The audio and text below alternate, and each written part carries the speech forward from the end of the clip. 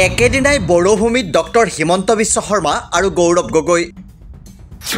BTR দখলৰ যুঁজত নামিছে বিজেপি কংগ্ৰেছ। বিটিআৰত কাৰো বিৰুদ্ধে নিৰ্বাচন নেখেলে বিজেপিয়ে। UPPL BPF অল্টাৰনেটিভ পাৰ্টি অৱ বড়োলেণ্ডলৈ মিত্ৰতাৰ দুৱাৰ খোলা ৰাখিলে মুখ্যমন্ত্ৰীয়ে। ইয়াৰ বিপৰীতে গৌৰৱ গগৈৰ মুখত নাই মিত্ৰতাৰ কথা। বিটিআৰ শাসন কৰিবলৈ কংগ্ৰেছক সুযোগ দিবলৈ ৰাইজক আহ্বান প্ৰদেশ কংগ্ৰেছৰ সভাপতিৰ। বিটিআৰ জয় কৰিবলৈ উঠি পৰি লাগিছে শাসকীয় বিজেপি আৰু বিৰোধী কংগ্ৰেছ। ছেপ্টেম্বৰত অনুষ্ঠিত হ'বলগীয়া বিটিআৰ নিৰ্বাচনৰ বাবে ব্যাপক তৎপৰ হৈ পৰিছে দুয়োটা দল। বিশেষকৈ মুখ্যমন্ত্ৰী ডক্টৰ হিমন্ত বিশ্ব শৰ্মা আৰু অসম প্ৰদেশ কংগ্ৰেছ কমিটিৰ নতুন সভাপতি গৌৰৱ গগৈৰ বাবে যেন বিটিআৰ নিৰ্বাচন হৈ পৰিছে সন্মানৰ প্ৰশ্ন। গৌৰৱ গগৈয়ে সভাপতিৰ দায়িত্ব লোৱাৰ পাছত দুবাৰকৈ বড়োভূমি ভ্ৰমণ কৰিছে। তাৰ পাছতো সোমবাৰে দুদিনীয়া কাৰ্যসূচীৰে তেওঁ গৈছে বড়োভূমিলৈ। একেদৰে মুখ্যমন্ত্ৰীয়ে বিগত বৃহস্পতিবাৰৰ পৰা ওদালগুৰি, তামুলপুৰ আৰু বাক্সা ভ্ৰমণ কৰে। তাৰ পাছত তেওঁ সোমবাৰে যায় কোকৰাঝাৰলৈ।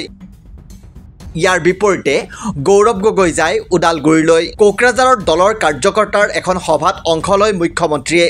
এই সভাৰ অন্তত মুখ্যমন্ত্ৰীয়ে বিটিআৰ নিৰ্বাচনত বিজেপিয়ে কাৰো বিৰুদ্ধে প্ৰতিদ্বন্দ্বিতা নকৰে বুলি তাৎপৰ্যপূৰ্ণ মন্তব্য কৰে।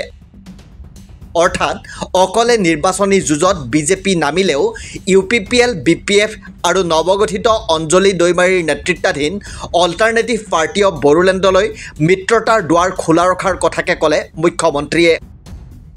আগষ্টৰ প্ৰথম সপ্তাহত বিটিআৰ নিৰ্বাচনত কেইটা সমষ্টিত প্ৰতিদ্বন্দ্বিতা কৰিব তাৰ সিদ্ধান্ত ল'ব বুলিও প্ৰকাশ মুখ্যমন্ত্ৰীৰ। আশীৰ্বাদ সকলোৰে লগত আছে আৰু মই বিচাৰোঁ যে বিজেপিয়ে কাৰো বিপক্ষে ইলেকশ্যন খেলিব নালাগে, মাত্ৰ বড়োলেণ্ডৰ ডেভেলপমেণ্টৰ কাৰণে ইলেকশ্যন খেলিব লাগে।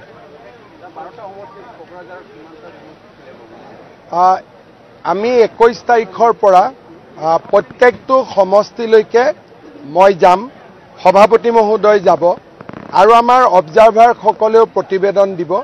আমি আগষ্ট মাহৰ প্ৰথম সপ্তাহত ঠিক কৰিম যে আমি কেইটা সমষ্টিত ইলেকশ্যন খেলিব পাৰিম।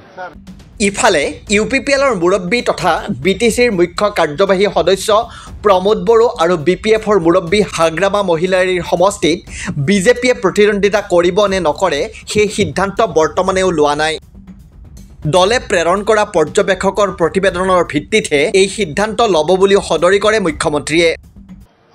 প্ৰমোদ বড়োৰ সমষ্টিত আমি প্ৰতিদ্বন্দ্বিতা কৰিম নে নাই, হাগ্ৰামা মহিলাৰীৰ সমষ্টিত আমি প্ৰতিদ্বন্দ্বিতা কৰিম নে নাই, তাত আমি সিদ্ধান্ত লোৱা নাই।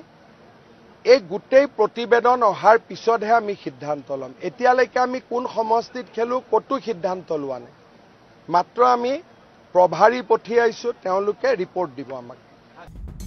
আনহাতে ওদালগুৰিৰ ওৰাঙত এখন দলীয় সভাত অংশ লয় প্ৰদেশ কংগ্ৰেছৰ সভাপতি গৌৰৱ গগৈয়ে। তেওঁৰ বিটিআৰবাসী ৰাইজলৈ আহ্বান। BPF UPPLৰ পৰিষদ দেখা পালে আৰু 10 বছৰ বিজেপিৰ শাসনো দেখা পালে। এইবাৰ কংগ্ৰেছক সুযোগ দিয়ক। অতি তাৎপৰ্যপূৰ্ণভাৱে প্ৰদেশ কংগ্ৰেছৰ সভাপতিগৰাকীয়ে বিটিআৰ নিৰ্বাচনত মিত্ৰতাৰ কথা এষাৰো নক'লে। যি সময়ত বিটিআৰ বিজেপি আৰু UPPLৰ মিত্ৰতাত থকাৰ পাছতো গেৰুৱা দলটোৱে BPF আৰু অল্টাৰনেটিভ পাৰ্টি অৱ বড়োলেণ্ডলৈ মিত্ৰতাৰ দুৱাৰ খোলা ৰাখিছে, তেনে সময়তো কংগ্ৰেছে বিটিআৰ নিৰ্বাচনত অকলে প্ৰতিদ্বন্দ্বিতা কৰিবলৈ মন মেলিছে। আজি আমি বিচাৰিছোঁ ভোট আমাক দিয়ক, আমি ৰাইজক আমাৰ ফালে আমি টানিবলৈ বিচাৰিছোঁ। ৰাইজক আমি বুজাইছোঁ যে অহা বছৰ আমাৰ চৰকাৰ হ'বলৈ গৈ আছে আৰু ৰাইজে ইতিমধ্যে সকলোকে দেখা পালে। BPFৰ কাউন্সিল দেখা পালে, UPPLৰ কাউন্সিল দেখা পালে আৰু বিজেপিয়ে যোৱা 10 বছৰ শাসন দেখা পালে। তো সেইকাৰণে বিটিআৰ কাউন্সিলত কংগ্ৰেছক সুযোগ দিবলৈ এবাৰ আমি ৰাইজক অনুৰোধ।